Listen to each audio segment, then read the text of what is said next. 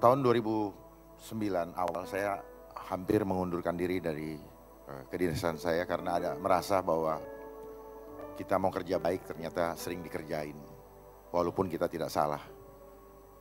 Dari situ saya mengambil suatu keputusan bahwa kalau saya menyerah maka dua-duanya saya nggak dapat. Saya tidak dapat anugerah Tuhan, saya tidak dikasih Tuhan, dan dunia pun saya pun tidak akan mungkin bisa dapat. Karena apa? Batin saya selalu berantem ketika saya mau mengikuti cara dunia, batin saya berantem. Peperangan rohani terjadi.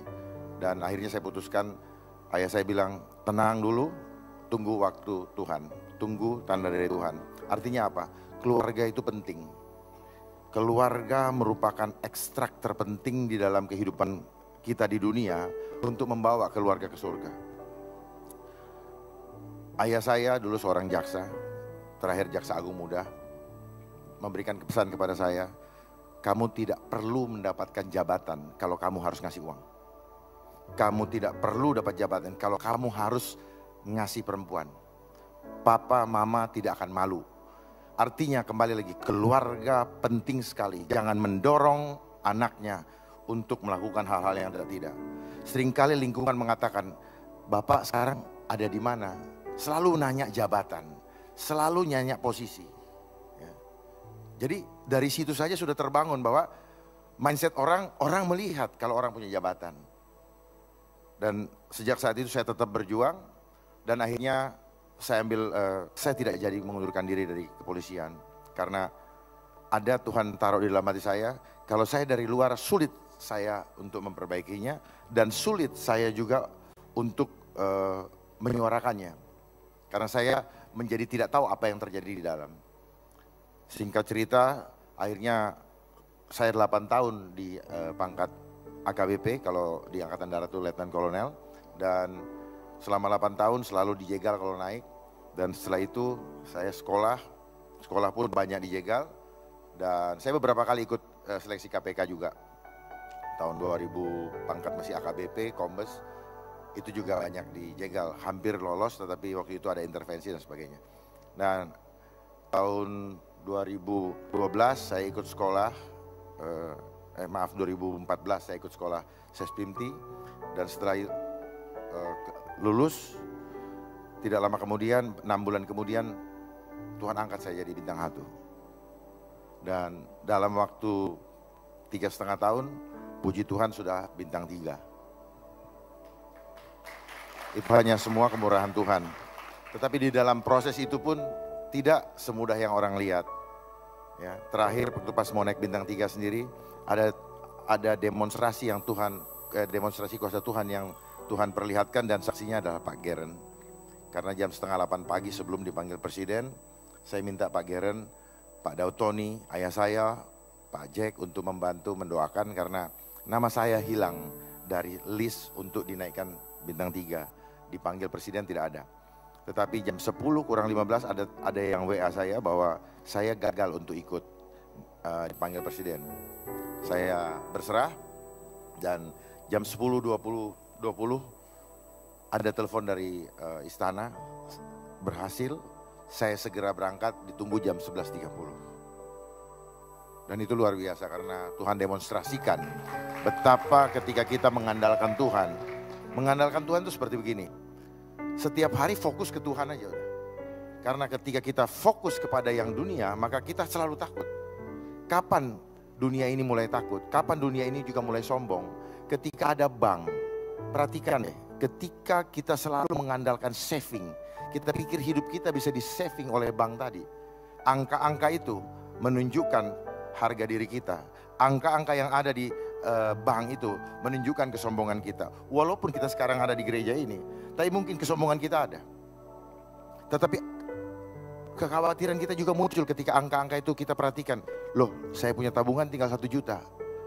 Padahal ketika Musa membawa orang Israel, bangsa Israel dari Mesir ke tanah Kanaan, Tuhan sudah memberikan pelajaran, memberikan roti mana yang hanya boleh untuk dikumpulkan atau dipakai untuk sehari. Kalau dikumpulkan lebih dari sehari maka itu akan busuk. Busuk artinya apa? Kita akan jadi sombong. kita akan gunakan untuk hal-hal yang tidak-tidak. Kalau berlebihan, itu udah nature-nya atau kebiasaan manusia, kedagingan manusia. Manusia fana selalu begitu, selalu memanfaatkan untuk yang tidak-tidak. Bahkan seringkali berkat yang Tuhan berikan kepada kita, kita anggap ini titipan. Sehingga kita mengumpulkannya untuk membangun harga diri, membangun nama. Itulah kaitan dengan angka-angka tadi, gara-gara ada bank. Bank ini adanya ketika Tuhan Yesus lempar-lemparkan bangku, makanya bank itu berasal dari kata bangku. Dan bank inilah yang sekarang, yang mempunyai sistem perbankan ini, yang sedang mau membawa kita ke proses penggenapan antikris. Di mana sekarang teknologi yang kita pakai sekarang itu hitungannya matematika. Coba lihat, perhatikan, di mana-mana orang selalu berhitung dengan matematika, tidak mengandalkan Tuhan. Padahal Tuhan Yesus sudah ajarkan kita 5 roti dan 2 ikan bisa memberi makan 5.000 orang. Kalau sudah amin, mulai sekarang praktekkan. Jangan amin tapi nanti masih berhitung dengan cara kita. Mulai sekarang andalkan Tuhan. Keluar dari gereja, andalkan Tuhan. Kenapa? Semua yang kita pakai, semua yang kita punya sekarang kita akan tinggalkan. Gak ada gunanya, betul-betul gak ada gunanya. Waktu berjalan begitu cepat. Dan kita tidak punya waktu lagi. Pulang dari sini kita gak tahu apa yang terjadi. Tuhan tahu apa yang terjadi, tetapi kita gak tahu. Kalau kita selalu mengandalkan hitungan matematika, hitungan manusia, kekhawatiran demi kekhawatiran yang terjadi. Tetapi itulah konsep antikris yang sekarang sedang terjadi. Manusia semakin mengandalkan hitungan matematika. Apa? Semua dipaksa untuk mencari uang. Hampir kita punya alasan, selalu punya alasan tidak punya waktu untuk Tuhan. Pegang gadget bisa 5 jam. Dan memang kita dibikin caranya selalu dengan konsepnya apa? Mudah, cepat, nyaman. Itu cara-cara iblis. Ya, konsepnya mereka terstruktur, sistematis dan masif. Terstruktur, ada organisasi. Mereka bergerak di mana-mana, termasuk radikalisme. Itu adalah cara daripada antikris. Ya, termasuk krisis ekonomi, kita dibikin takut. Ya, konsepnya selalu sistematis. Sistematisnya seperti apa? Propagandanya ketakutan. Nanti tahun depan akan krisis ekonomi. Nanti tahun depan atau 2 tahun lagi akan habis minyak. Itu adalah manipulasi mindset. Itu adalah tipu muslihat iblis yang disampaikan kepada kita supaya manusia-manusia ini menjadi panik dan rebutan untuk mendapatkan itu. Nanti tahun depan dia mulai berhitung dengan matematika. Oh, tahun depan saya harus punya tabungan segini-segini. Kalau enggak saya nggak bisa hidup. Salah. Saya pastikan itu salah. Karena selama ini saya pun hidup bukan dengan hitungan matematika. Andalkan dari sumbernya. Manusia terdiri tubuh, jiwa, dan roh. Dan yang menjadi core kehidupan seperti mesin tadi adalah roh. Tubuh ini akan binasa. Makanya kalau ada orang meninggal dibilang telah berpulang. Telah berpulang ke rumah Bapak. Cuma pertanyaannya ke rumah Bapak sebelah kiri atau sebelah kanan. Ya. Nah itu. Jadi yang menjadi core utama adalah roh, bukan tubuh. Tubuh dan jiwa sangat dipengaruhi oleh core tadi. Di dalam, makanya dibilang, kuduskanlah tubuhmu. Karena di dalam tubuh kita ini ada sel-sel yang connect dengan Roh Kudus. Connect dengan kuasa atau gelombang energi dari surga. Itulah yang menghidupkan kita sekarang ini. Bukan makanan. Makanya dibilang manusia hidup bukan dari roti dan daging, tetapi dari firman Allah. Kenapa? Firman itu yang connect ke atas. Itulah yang membuat kita hidup. Rupanya begitu. Saya juga baru tahu kenapa saya harus sampaikan ini. Jadi ke depan nanti ini kita dalam proses globalisasi untuk masuk ke antikris. Wahyu 13 ayat 16 sampai 18 akan sedang berproses. Kenapa? Dengan adanya imane, kita sekarang dipaksa untuk membayar pakai itu. Lama-lama sudah tidak kehilangan uang. Uang kertas sudah tidak ada dan kita akan dikunci menjadi robot-robot hidup, bukan manusia lagi. Jadi manfaatkan kesempatan yang ada saat ini untuk melayani Tuhan. We have no time anymore. Waktu kita sudah sangat dekat. Jangan dipikir masih 20 tahun lagi, jangan. Berpikirlah bahwa tinggal tahun depan, berpikirlah tinggal besok. Supaya kita sungguh-sungguh. Hari ini saya tiap hari dapat serangan kuasa gelap. Tetapi itu menggiring saya bahwa tidak ada dokter, tidak ada tabib yang agung. Hanya Tuhan saja yang bisa menolong saya. Betul-betul ini, saya punya punggung sampai datang tadi, itu ditusuk-tusuk seperti ribuan jarum nusuknya. Hampir setiap hari, yang mau dihantam adalah jantung saya. Saya harus bersaksi sini, jantung saya. Dan sewaktu-waktu bisa hilang. Tetapi itu membuat Tuhan menggiring saya, bahwa satu-satunya yang kau bisa andalkan hanya Tuhan. Enggak ada yang lain. Sekali-sekali Tuhan tidak akan pernah membiarkan kita. Sekali-sekali Tuhan tidak akan pernah meninggalkan kita. Serahkan, rendahkan diri kita di bawah tangan Tuhan yang kuat.